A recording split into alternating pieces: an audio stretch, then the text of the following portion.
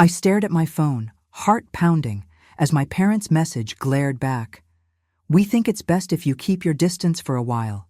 No warning, no explanation, just exile. I called my mother, declined. My father, voicemail. Then my cousin Rachel called, dripping fake sympathy while hinting they were ashamed of me. Minutes later, I learned she'd already helped strip me from the inheritance, my brother's name on every page where mine should be. But patterns don't lie, and I've saved every scrap Aunt Catherine ever signed. They think they've buried me. They're about to learn I build empires from scraps. My name is Laura Bennett, and I'm 45 years old. I run my design business from a small studio downtown where meticulousness has become both my shield and signature. Growing up in the shadow of my brother Mark taught me to stand on my own. He got the praise, I got the patterns. Every morning at 6, I settle at my desk with steaming coffee, arranging fabric swatches under the window light while my color-coded invoice tabs tell their own tidy story. My parents still measure success by appearances, with my brother's achievements earning pride of place at every gathering. My cousin Rachel plays messenger between us all, her polished smile never quite reaching her eyes. But I've kept everything from my late Aunt Catherine, every receipt, email, and birthday card, because patterns reveal what people won't say. Something's shifting in the family's careful distance. Blood tests loyalty. Loyalty shouldn't test dignity. But let me start from the beginning. I was sorting through client mock-ups when the text came, right as dusk pressed against my studio windows. The fabric swatches for the Peterson project were spread across my desk, creams and sage greens that had looked perfect in daylight, but now seemed washed out in the blue glow of my phone screen. That's when the group message appeared. We think it's best if you keep your distance for a while. You know that moment when your brain refuses to process what your eyes are seeing? I read it again. And again. The words blurred together, but they didn't change their meaning. My parents and brother were all in the thread, their initials lined up like little soldiers at the top of the screen. My fingers shook as I hit Mother's number on speed dial. 1 ring, 2 rings, then that distinctive click of a declined call. I stared at the phone, feeling like I'd been slapped. Mother never declined my calls. Even when she was busy, she'd at least text back with, "In a meeting," or "Call you later." "Okay," I muttered to myself. Try Dad. He was always the softer touch, more likely to crack under direct confrontation. But his phone just rang and rang until his voicemail message played. I hung up before the beep. Have you ever noticed how silence has its own sound? Like static building up before a storm? That's what filled my apartment as I sat there, trying to craft the perfect response. Something dignified, professional, the kind of message that would make them feel childish for playing these games. I typed, "I'm not sure I understand. If there's something we need to discuss, I'm happy to meet for coffee tomorrow morning. Let me know what time works best." The message showed as delivered, then read, by all of them. Nothing came back. I pushed away from my desk, suddenly needing to move. 15 steps from my swatches to the kitchen sink. 12 steps from there to the bathroom door. 20 steps in a circle around my living room coffee table. I counted each one, trying to ground myself in something concrete while my world tilted sideways. Remember when we were kids, and the worst thing that could happen was being sent to your room? This felt like that, but I was 45, and my whole family had just put me in an invisible corner. I checked my phone again. Still nothing. The rational part of my brain said to wait until morning, to sleep on it and approach with a clear head. But I knew sleep wouldn't come. Not with this hanging over me. Instead, I laid out my clothes for tomorrow. Charcoal gray slacks, cream blouse, sensible shoes good for standing my ground. I'd show up at their door at first light, looking put together and reasonable. They couldn't ignore me face to face. I set my alarm for 5:30 a.m. and laid down fully dressed, placing my phone on the pillow beside me, face down, because I couldn't bear to watch that message glowing up at me anymore. Just as my eyes started to close, the phone buzzed. My heart jumped as I grabbed it, flipping it over. 3 dots appeared at the bottom of the message thread. Someone was typing. I held my breath, waiting. The dots vanished. Act I. Chapter 1. Continued. I jolted awake before my alarm, my clothes wrinkled from sleeping in them. The sky outside was that murky gray that comes just before dawn. You know the kind, where everything looks slightly unreal. My phone showed 5:15 a.m. Close enough. The roads were empty as I drove to my parents' house, just delivery trucks and the occasional early shift worker. I'd made this trip hundreds of times, but never with my stomach twisted into such tight knots. Their neighborhood hadn't changed since I was a kid.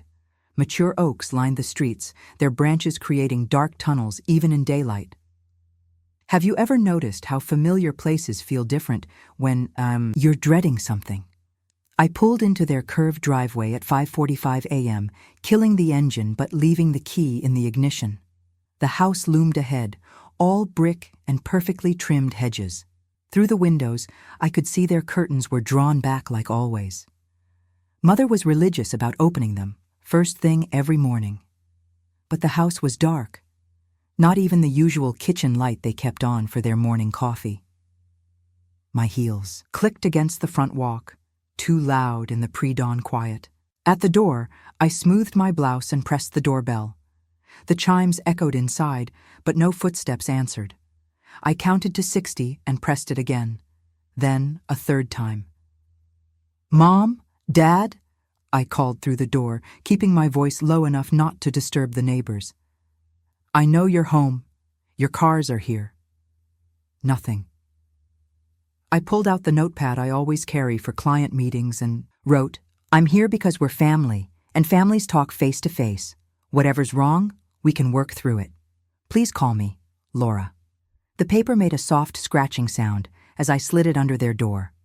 Back in my car, I let out a shaky breath I hadn't realized I was holding. That's when my phone vibrated against the console. Rachel's name lit up the screen. "Laura, honey," she answered with a sigh that sounded rehearsed. I was so worried. "You might do something like this." "Like what? Try to talk to my own parents?" "Everyone's worried about you, you know." Her voice had that practiced softness she used at family functions when spreading gossip. "Showing up at their house before dawn. It's not helping your case." "My case?" My fingers clenched around the steering wheel. "What exactly am I being accused of?" "Oh, sweetie," another calculated sigh. "They just need some space to cool down. Can't you respect that?" "Cool down from what, Rachel? Nobody will tell me what I supposedly did." "Well," she paused for effect. "I probably shouldn't say this, but they're ashamed. That's the word your mother used. They see how well your brother's doing with his new promotion, how steady he is, and then—" I opened my phone's notes app with my free hand, starting to type one-handed. Rachel called 6:12 a.m. Claims parents. Ashamed. Emphasizes brother's success. And then what? I kept my voice clipped, professional. "I just hate seeing the family like this," Rachel continued, ignoring my question. "Listen, why don't you let me help? I can mediate, talk to them, smooth things over. I'll call them right after we hang up." "That's very thoughtful of you."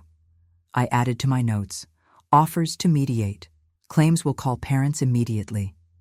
"Just give them time, Laura, and maybe think about what you could do differently." The call ended, and I sat there staring at my notes. A second later, my phone vibrated again. The screen showed blocked caller. I didn't answer. I took a deep breath and answered the blocked call. "Laura." My father's voice had that precise tone he used in board meetings. "I trust you received our message about maintaining distance." "Dad, please." "This isn't a discussion." Papers rustled in the background. "We've finalized the estate plan to ensure a smooth transition and avoid any potential conflicts." My throat went dry. "Estate plan?" "Your brother will inherit the family home and associated business shares. He's demonstrated the stability and judgment needed to preserve our legacy." The words hit like individual punches, but something else nagged at me. His phrasing, stability, avoid conflict, echoed Rachel's call from minutes ago.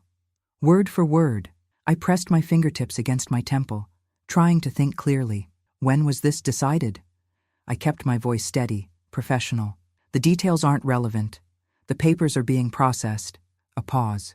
Rachel has agreed to handle any necessary communication going forward. Of course she had. I ended the call and immediately texted Rachel. Need clarity on estate changes. When were you planning to mention this? Her response came within seconds. Oh, honey, let me explain everything over lunch. 1 p.m. at Maison Blanc? I can clear my schedule. Maison Blanc. Her favorite bistro, where she always insisted on the corner table, perfect for observing other diners while being just private enough for delicate conversations. I'd watched her work that space like a stage many times, sharing family secrets in that carefully modulated voice that carried just far enough. See you there, I typed back. I arrived at 12:45, choosing a table in the main dining area where the servers had to pass close by. Rachel swept in at 1:05, designer handbag first. Laura, darling. She air-kissed my cheek. I ordered us wine already. You look tired. Have you been sleeping? Let's skip the small talk. I placed my phone on the table, voice memo app ready. Tell me about the estate changes. It's really for the best. Rachel adjusted her napkin with manicured precision. The family name carries weight in this community. Your brother understands the importance of stability, of maintaining certain optics. There it was again, that word. Stability. Her hand patted the menu as she said it, just like she always did when constructing careful lies at family gatherings. I'd seen that tell for years at Christmas dinners and wedding receptions. And these optics required removing me completely? I sipped my water, watching her face. Please understand, it's about protecting everyone's interests. Her fingers drummed the menu again. Your situation, it just wasn't conducive to preserving the family's standing. My situation? Your business is rather small, isn't it? And living alone at your age? She gave me a practiced, sympathetic smile. The community notices these things. The server approached. Rachel ordered a salmon niçoise. I asked for just coffee. I'd like to see the paperwork, I said after he left. Copies of whatever's been filed. Rachel's smile widened as she reached for her wine. Oh, sweetie, everything's already been filed. It's done. My hands stayed steady as I picked up my coffee cup. Inside, something hardened into crystal clarity.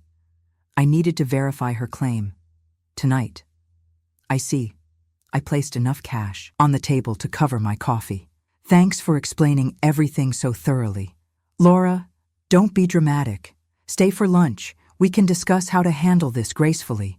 I have a client meeting. I stood, gathering my phone and bag. But you've been very informative. I walked out of Maison Blanc with a single purpose, finding out if those papers really had been filed. If Rachel was telling the truth about that, she was probably lying about everything else.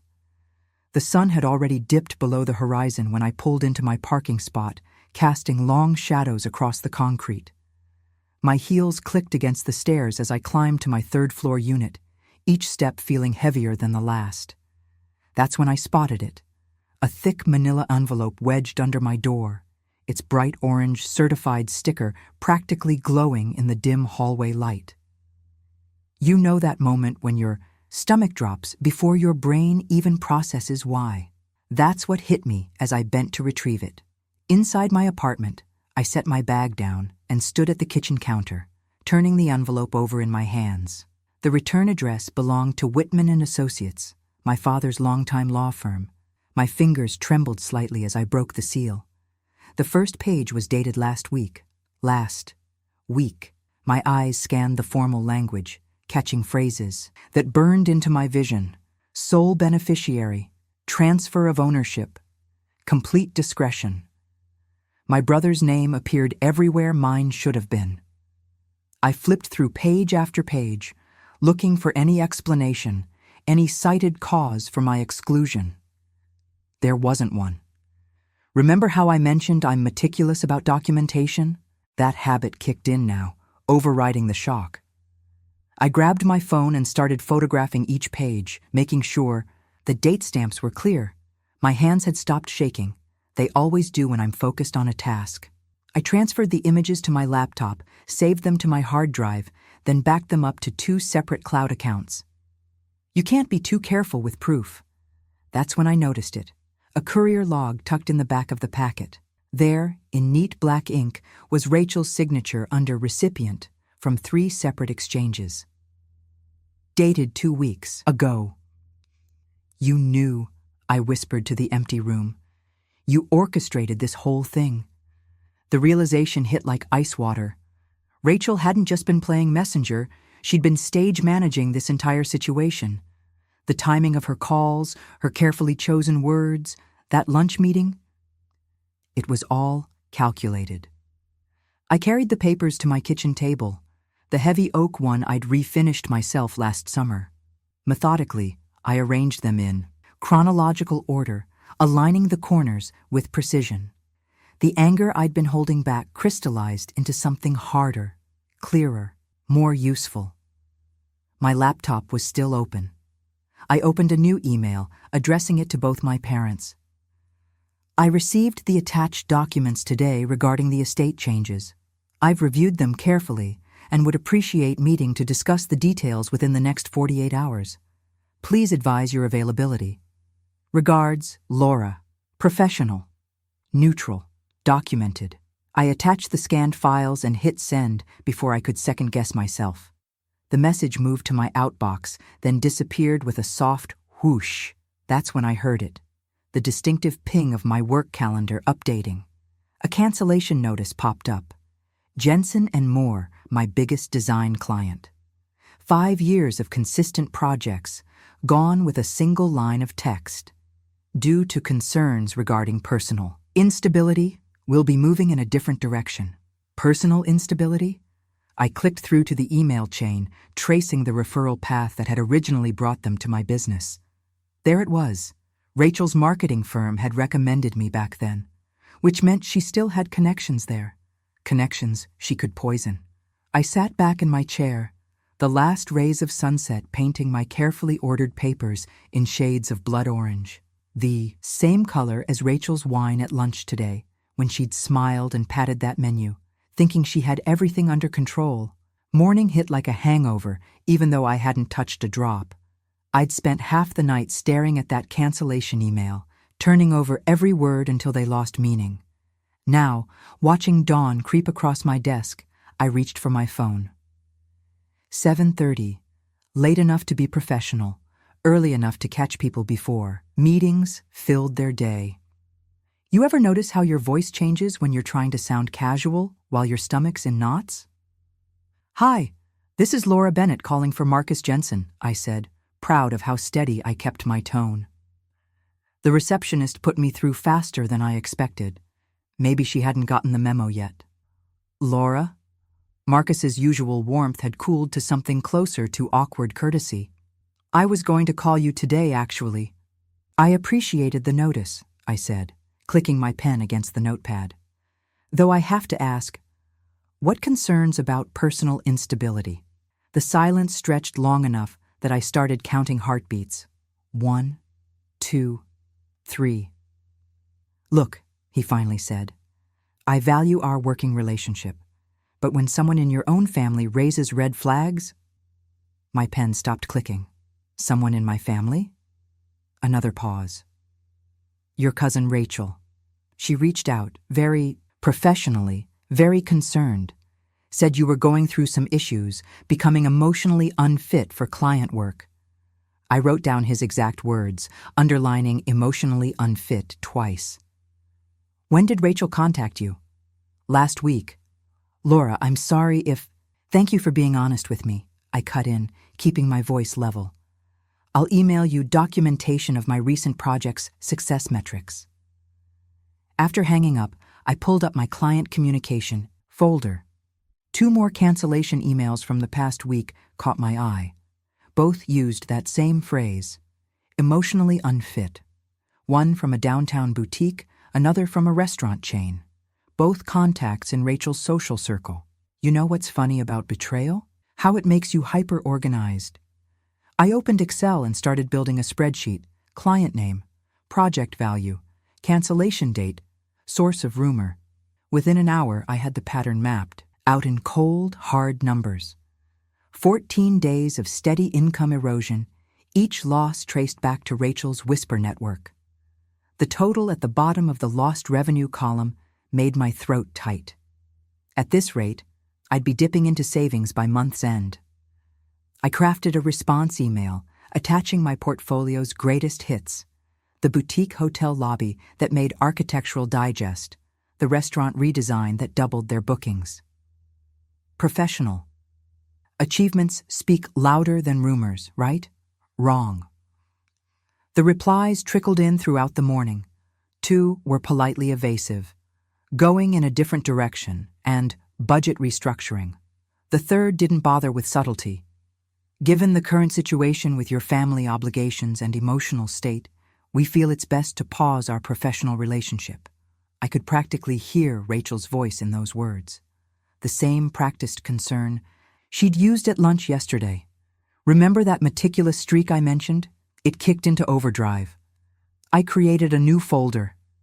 Evidence, tortious interference. Every email went in, screenshots of timestamps included. I transcribed voicemails, noting dates and tone shifts. Each entry could be a bullet point in a legal argument, proving how systematically Rachel was dismantling my business. By late afternoon, my eyes were burning from screen. Glare. I pulled up my monthly budget spreadsheet, the one that usually gave me a sense of control. Rent, due in 9 days, sat at the top like an accusation. I scrolled down, past groceries and insurance, stopping at utilities. The numbers that had once seemed so manageable now loomed like approaching storm clouds. My phone rang, breaking the silence. The caller ID made me sit straighter. Collins Law. I recognized that name. He'd been my aunt's attorney before she passed. I reached for the phone, remembering how Aunt Catherine used to say timing wasn't coincidence, it was opportunity knocking. Whether that knock brought good news or bad, well, that remained to be seen. Ever notice how some offices feel like time capsules? Like nothing's changed since the 80s except maybe the computers? Collins Law occupied the 3rd floor of a brick building downtown, the kind with brass directory plates and wood-paneled elevators. The conference room where the receptionist seated me smelled of lemon oil and paper, that distinct mix that screamed, "Serious business happens here." I smoothed my skirt and checked my watch. 3 minutes early. The door opened and Mr. Collins walked in, older than I remembered, but with the same sharp eyes behind wire-rimmed glasses. Laura Bennett. He smiled, extending his hand. It's been, 4 years? During Catherine's treatments? Almost 5 now, I said, returning the handshake. You have a good memory. I remember you were there. He settled into the chair across from me. Every Thursday afternoon, if I recall, bringing those mystery novels Catherine loved, while others were, he paused diplomatically, otherwise occupied. I thought of Rachel's occasional 5-minute appearances, phone in hand, always with an excuse, to leave early. Yes, well, Aunt Catherine deserved better than being alone during chemo. She did indeed. He opened a leather portfolio. Now, tell me what's happening with your parents' estate planning. From the beginning, please. I walked him through it chronologically. The group text, the stonewalling, Rachel's convenient interventions, the legal filings that excluded me. I pulled out my phone to show him the original message. And the business impacts? He asked, making careful notes. Started about 2 weeks ago. I passed him my spreadsheet of client cancellations. Each one traces back to Rachel somehow. Same phrasing about emotional instability, same timing. He studied the numbers, asking precise questions about dates and specific wording. Then he sat back, tapping his pen against the portfolio. You know, he said carefully, I executed Catherine's trust several years ago. There were some ancillary letters she wanted preserved. Interesting timing, all this estate activity. My throat tightened. Mr. Collins, I'll be frank. My rent's overdue.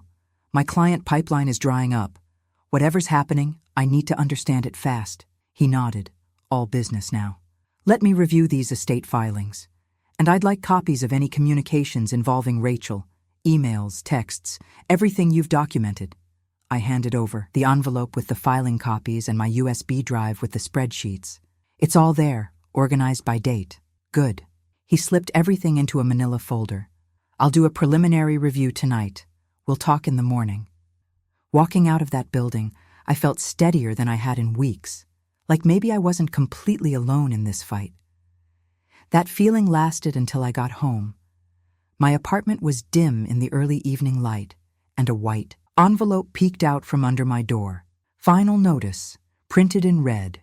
I picked it up, walked to the mantel, and placed it next to Aunt Catherine's last holiday card. Her elegant handwriting seemed to glow against the utility company's stark lettering. I touched the edge of her card, remembering how she'd always said family wasn't about who showed up for photos. It was about who showed up when the cameras were gone. You know those moments when puzzle pieces suddenly click together? When the random dots you've been staring at finally form a picture? I was back in Colin's lemon-scented conference room at 9 sharp the next morning, coffee untouched, watching him flip through my documents with methodical precision. The morning sun cast long shadows across the polished table, and somewhere down the hall, a phone rang unanswered. "Laura," he said finally, sliding a yellow legal pad across to me. "Take a look at this timeline I've sketched out." I leaned forward. His precise handwriting mapped out the last 6 months, parents' estate changes, Rachel's increased involvement, client cancellations. But there was something else, something that made my stomach clench. Notes about Aunt Catherine's trust, with Rachel's name appearing more and more frequently in recent weeks. "Your cousin," Colin said carefully, "has positioned herself rather strategically, not just near your parents' assets, but—" He tapped a date from 3 weeks ago. "She's been making inquiries about your aunt's trust. Very specific inquiries." "I didn't even know Aunt Catherine had a trust," I admitted, the words bitter in my mouth. "Most people don't." He pulled out another document. "But Rachel seems particularly interested in its terms. And timing matters here, Laura. There's a window for contesting these kinds of estate changes, 60 days from the filing date." I grabbed my pen and wrote in block letters across the top of the pad. "Day 22 today." "Exactly," Collins nodded. "We need to move quickly. I'll need everything you can gather, communications, cards from your aunt, anything with her handwriting, especially from those Thursday visits. Remember when I said I was meticulous about keeping records? Thank God for that habit now. I'd saved every card, every email, filed away in chronological order. Even kept the novels Aunt Catherine had finished during chemo, complete with her margin notes. "I have most of that at home," I said, already mapping out the afternoon in my head. "Some in storage, but I can pull it all together." Collins pushed a blank calendar template across the table. "Mark everything that needs to be done. 60 days sounds like a lot until it isn't." I started filling in tasks, scan Aunt's cards, organize emails, pull storage boxes. Between entries, I fired off quick texts to my 2 remaining stable clients, confirming new delivery dates. Had to keep some income flowing while this played out. "One more thing," Collins said, as I stood to leave. "Keep documenting everything. Every call, every text, every chance meeting Rachel tries to arrange. We may need it all." Back home, I spread everything. Across my dining table, my makeshift command center. Aunt Catherine's careful handwriting filled card after card, each one scanned and saved to multiple drives. Her emails went into a separate folder, backed up to the cloud.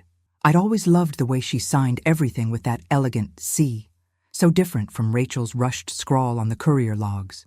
Another pattern, another piece clicking into place. Looking at my wall calendar, I drew a thick red circle around day 60 and set 3 alarms on my phone, each labeled "File or Forfeit Everything."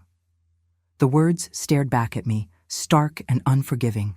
The afternoon light slanted through my windows, catching the dust motes dancing above Aunt Catherine's last Christmas card. I remembered how she used to say timing was everything. In design, in business, in life. She'd taught me that patience didn't mean passivity. It meant preparing while you waited. My phone buzzed with confirmation from both clients. They were sticking with me, deadlines accepted. A small victory, but I'd take it. Every bit of stability mattered now. I touched the red circle on my calendar again. 38 days.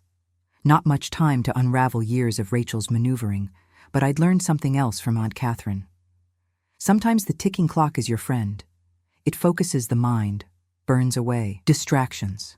Opening my laptop, I created a new spreadsheet, Trust Documentation Timeline. The cursor blinked in the first cell, ready for data. Time to put all those years of methodical record-keeping to work. 7 days crawled by like molasses in January. You ever watch water drip from a leaky faucet at 3 a.m? That's what it felt like, each hour dragging into the next while I sorted through years of paperwork. My dining room turned into something between a war room and an accountant's nightmare. Stacks of receipts, printed emails, and bank statements covered every surface. I color-coded everything. Yellow highlights for Rachel's name, green for dates, red for those nasty little phrases that kept popping up in cancellation emails. Emotional instability, professional concerns, recent issues.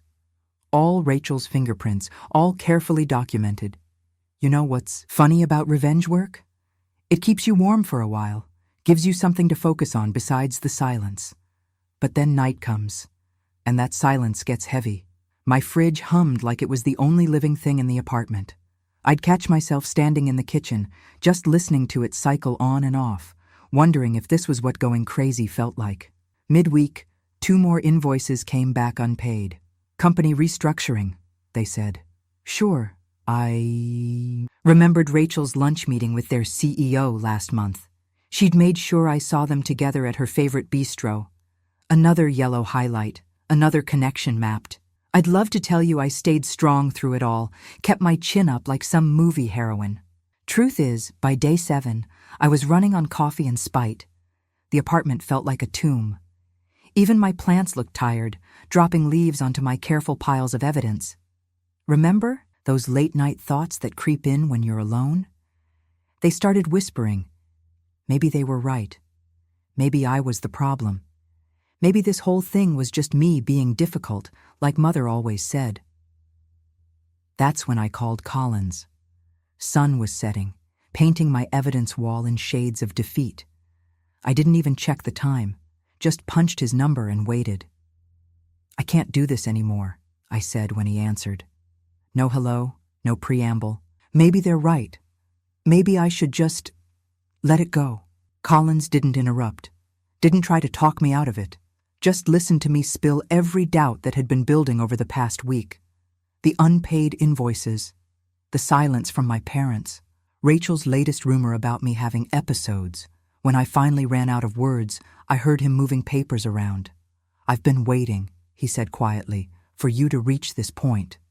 What point? The point where you're ready to see what's really been happening. Chair wheels squeaked as he rolled back from his desk. I have something you need to look at. Can you come to the office? 20 minutes later, I sat across from him, watching as he pulled a slim manila folder from his desk drawer. Nothing special about it, just ordinary office supplies. But the way he handled it, you'd think it was made of glass. I held this back, he said, until you were ready, until you'd hit the wall and pushed through it. Because what's in here? Well, you needed to be certain about following through before seeing it. He slid it across his desk. The folder looked light, but when I picked it up, it had weight, real weight, the kind that changes things. Take it home, Collins said. Read it when you're ready. Just remember, we still have that deadline. I drove home with the folder writing, shotgun, streetlights strobing across its blank face. Funny how something so simple can feel like it's burning a hole in your passenger seat. In my apartment, I cleared a space on the table right next to my countdown calendar. 31 days left. The folder sat there while I made tea, checked emails, watered my dying plants, anything to postpone the moment. Finally, as midnight crept closer, I sat down and placed my fingertips on the cover. The paper felt cool, ordinary, but my hands knew better.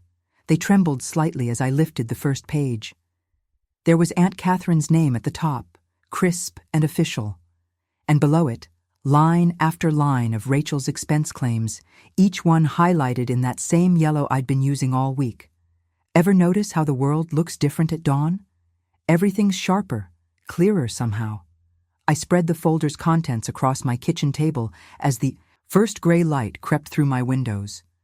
Coffee steam curled up beside me, untouched and cooling. I was too focused to drink. Caretaking supplies, the first line item read, $847.32 to some company called Wellness Partners LLC. Then another for $9 to $12.45 the next month. And another and another. You know what catches an eye trained on design client invoices? Patterns. I pulled up my laptop and searched Wellness Partners LLC. Nothing but a PO. Box registration and, what do you know, Rachel's old college roommate listed as the registered agent. Funny how these things connect when you start pulling threads. Let me tell you something about Aunt Catherine. She lived simply. Her idea of luxury was splurging on good tea bags instead of the cheap ones. The woman used the same bottle of hand lotion for 6 months. These numbers? They didn't add up. I grabbed my evidence box, you know, the one everyone calls you paranoid for keeping. Inside were birthday cards, Christmas notes, even a get well card Aunt Catherine sent me after a minor surgery 3 years ago. Each one with her signature, clear as day. You ever played that kid's game where you spot the differences between two pictures? That's what I did next, laying her real signatures next to the approval lines on Rachel's expense reports. Even in the dim morning light, I could see it. Aunt's authentic signature had this distinctive pressure point on the C, like she always paused there before finishing her name. The ones on Rachel's forms, smooth and flowing, like someone trying too hard to make it look natural. The hallway clock, one of those old-fashioned ticking ones that came with the apartment, struck 8. I'd been at this for hours without realizing it. My coffee was stone cold. "Good morning," Mr. Collins answered on the first ring. He didn't sound surprised to hear from me so early. "I take it you've been reviewing the documents?" "These signatures," I said, not bothering with hello. "They're wrong. And these amounts, Aunt Catherine never needed half these things. Rachel's been siphoning funds," he finished, "through a shell company if I'm not mistaken. And yes, those approvals appear to be forged." My hand tightened on the phone. "We can prove this? With proper documentation and expert testimony? Yes, but we need to move quickly. We'll want to notify the court and request a hearing before Rachel realizes we know," I finished. Now it was my turn to complete his sentences. We spent the next hour mapping out a plan. First priority, preserve everything. Each document needed scanning, with originals stored safely away from my apartment. Second, draft the court filing itself. And third, prepare a detailed timeline showing exactly how Rachel's scheme unfolded. "Clear your schedule for the next 3 days," Collins advised. "We'll need sworn affidavits from you detailing every interaction, every conversation with Rachel about Aunt Catherine's care." I was already blocking out my calendar. "What about the signatures? I know a handwriting expert. She's testified in cases like this before. I'll make the call this morning." After hanging up, I turned my dining room into command central. The hardware store down the street supplied me with a 3-inch binder, divider tabs, and one of those heavy-duty hole punches. Each document got a page number in the bottom right corner. Small, neat, impossible to miss. I labeled the tabs by category: original signatures, expense reports, bank records, communications. You learn a lot about someone when you organize evidence against them. Rachel's pattern was right there in the paper trail. Regular withdrawals, consistent cover stories, the same phrases repeated in emails to justify each expense. She'd gotten sloppy, probably thought no one would ever look this closely. At exactly 11:47 a.m., I opened a new document on my laptop. The cursor blinked at me as I typed the first line of our court motion. 2 words stopped me cold: fraud and forgery. Legal terms, real crimes. I hit save and sat back, letting those words sink in. Ever notice how time moves differently when you're racing against a deadline? Those last 3 days before filing felt like swimming through molasses. Mr. Collins and I worked straight through, only breaking for coffee refills and quick bites of whatever takeout landed on our desks. "We're cutting it close," I said, watching the wall clock tick past 4:30 p.m. on deadline day. 3 days left had seemed like plenty when we started. Now, not so much. "Close only counts in horseshoes and hand grenades," Collins replied, not looking up from the final exhibit list he was triple-checking. "You know you found a good lawyer when they're more paranoid about details than you are. The courthouse closed at 5 p.m. sharp. We all know that one government office that actually runs on time, right? We had our motion, our exhibits, and enough copies to wallpaper my apartment. Everything tabbed, indexed, and ready for filing. Still, my hands wouldn't stop shaking as I gathered the papers. "Breathe, Laura," Collins said, closing his briefcase. "We've got this." The clerk's office was empty, except for one woman who looked like she'd rather be anywhere else. Can't blame her. Who wants to process paperwork at 10 minutes to closing? But there we were, sliding our AE stack across the counter while she eyed the clock. "Cutting it fine," she muttered, reaching for the date stamp. I watched each thump of that stamp like it was keeping me alive. Thump. Page 1. Thump. Exhibits. Thump. Certificate of service. The sound echoed in that quiet office until finally, she hit the last page at 4:58 p.m. You know that feeling when you've been holding your breath without realizing it? That's what it was like, watching her stamp filed on that last sheet. 2 minutes to spare. 2 minutes between having a case and losing everything. Getting the papers served was its own kind of fun. Rachel's lawyer, some downtown type who probably charged by the blink, got his copy first. Then came the awkward part, serving my parents. Professional process servers earn every penny, let me tell you. Tuesday at 9 a.m., the clerk told us, handing over the hearing. Notice. Judge Harrison's courtroom. Ever tried sleeping when your whole life hangs on one morning? Yeah, me neither. I spent those days before the hearing like a student prepping for finals, only instead of textbooks, I had exhibit binders and timeline charts. Every card Aunt Catherine ever sent me got its own protective sleeve. I could recite dates and dollar amounts in my sleep, which was good, because sleep wasn't coming easy. 2 clients needed attention during all this. I called them both, pushed their deadlines 48 hours, and documented everything. If you're wondering why I'm mentioning that detail, well, let's just say Rachel's unstable narrative wasn't getting any more ammunition from me. The night before the hearing, I dreamed about Aunt Catherine. She was sitting at her old kitchen table, tapping her favorite pen, one of those fancy cross ones she'd gotten for 20 years of service at the bank. Tap, tap, tap against a stack of papers. I woke up at 3 a.m., checked my phone, and gave up on more sleep. Walking into a courtroom feels different when you're not there for jury duty. The wood panels swallow sound in this weird way that makes everything feel serious. I got there at 8:45 a.m., early enough to get settled, late enough to avoid awkward hallway conversations. Mr. Collins met me at the door, calm as ever in his navy suit. We found our table, arranged our exhibits, and waited. I kept my eyes forward when Rachel and her lawyer came in, kept them forward when my parents slipped into the back row. The bailiff's voice cut through the murmurs. All rise. Judge Harrison took the bench exactly on time. A woman about my mother's age, with reading glasses on a chain, and the kind of posture that makes you automatically sit straighter. Calling case number 2023 CV 4891, she announced. In the matter of the Bennett Family Trust, have you ever felt time slow down in a courtroom? Not the dragging kind of slow. The kind where every detail burns itself into your memory like a photograph developing in real time. I sat next to Mr. Collins, watching him lay out our timeline with the precision of a master watchmaker.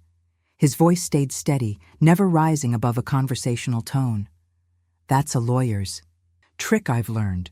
When you have the truth, you don't need theatrics. The door opened, and Rachel glided in wearing what I recognized as her power outfit, a charcoal blazer cut exactly right, pearls catching the fluorescent light. She gave my parents that practiced smile of hers, the one that said, "Don't worry, I'll handle this." I kept my eyes on my exhibit binder, aligning the tabs one more time. "Your Honor," Mr. Collins said, "Ms. Bennett would like to walk the court through the documentation herself." The judge nodded, and I stood. My hands weren't shaking anymore. Funny how clarity does that to you. I started with the basics: dates, amounts, vendor names. Each entry in my binder had its own story to tell. "The pattern begins here," I said, pointing to the first transfer. "March 15th, 2021, $5,000 to Complete Care Services for what's listed as medical supplies." I moved through each transaction, watching the total climb. By December, the monthly withdrawals had doubled. Then came the part that brought me back to better days: Aunt Catherine's cards. I'd saved everyone, from birthday wishes to random Tuesday hellos, each in its own sleeve, perfectly preserved. "Your Honor, if I may demonstrate something about Aunt Catherine's handwriting," I pulled out her Christmas card from 2019. She had this particular way of writing, especially how she dotted her I's. Always slightly low, almost touching the letter itself. She told me once it was because her third-grade teacher insisted proper penmanship showed proper character. That memory hit differently in that quiet courtroom. Aunt Catherine at her kitchen table, showing me old copperplate exercises while her coffee grew cold. I cleared my throat and continued. "If you'll notice on the expense approvals." I nodded to the court tech, who brought up the first document on the large screen. "The signatures on these forms don't match that pattern, or any of Aunt Catherine's known writing habits." The change in my parents' faces was subtle but unmistakable. Mother's hand crept up to her throat, where she always wore her grandmother's cameo. Father's jaw tightened the way it did when he spotted a mistake in his own legal briefs. Judge Harrison leaned forward, glasses catching the light. "Can we see a direct comparison?" "Yes, Your Honor." I handed the authenticated samples to the clerk. "We've prepared an overlay analysis." The tech worked his magic, scanning Aunt Catherine's genuine signature from her last birthday card to me. The room went quiet, that heavy kind of quiet where you can hear people holding their breath. Rachel shifted in her chair, smoothing her blazer with perfectly manicured hands. I looked at my parents again. Mother was folding a tissue into smaller and smaller squares, the way she did during sad movies. Father hadn't moved, his eyes locked on the screen like he could will it to show something different. The tech adjusted the opacity settings, and the two signatures began to align. Aunt Catherine's authentic flowing script, with those distinctive low-dotted I's, overlaid against the approval signatures. For a moment, everything hung suspended in that fluorescent-lit room. Then the overlay snapped into final position, and there it was, clear as daylight on the giant screen.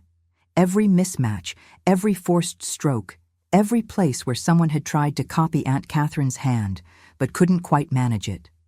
The forgery stood exposed in stark digital clarity, impossible to deny or explain away. The gallery's collective intake of breath seemed to pull all the air from the room. The overlay hung there on the screen, damning in its precision.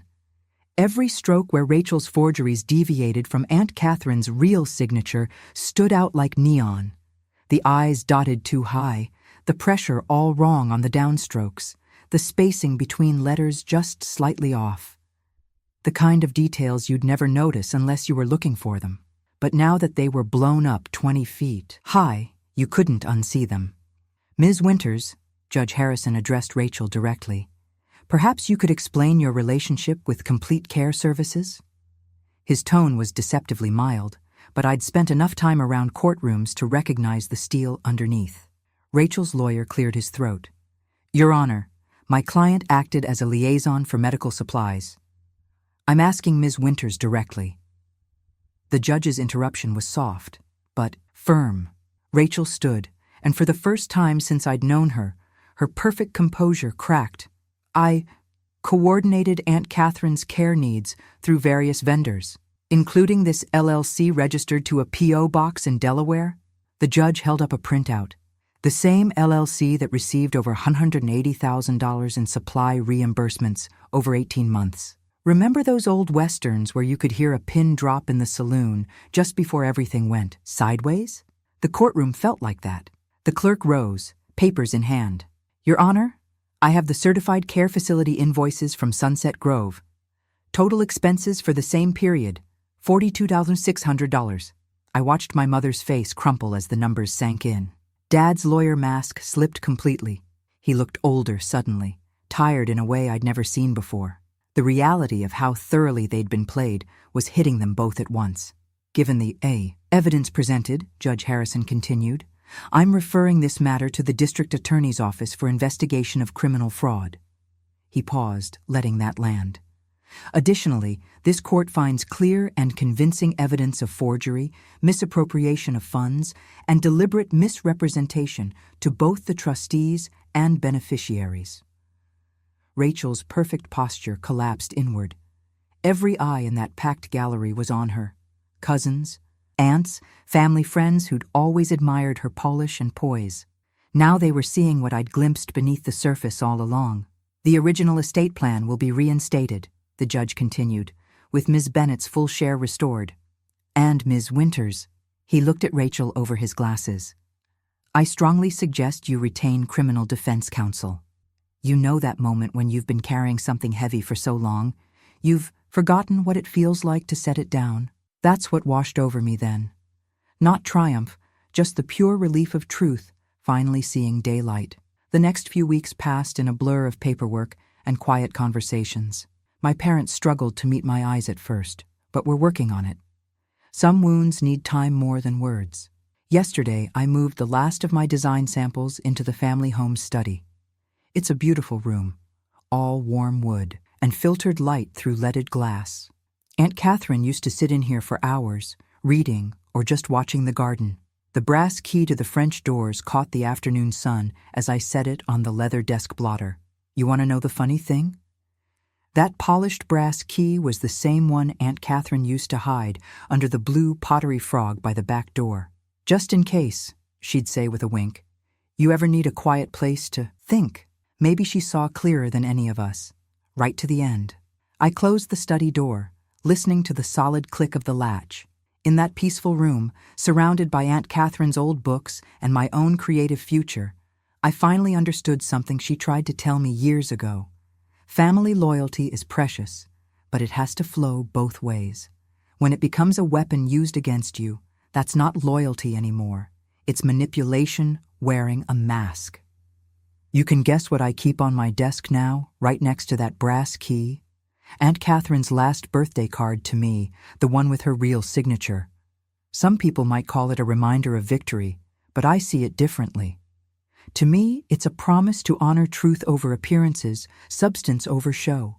Because at the end of the day, family loyalty ends where self-respect begins.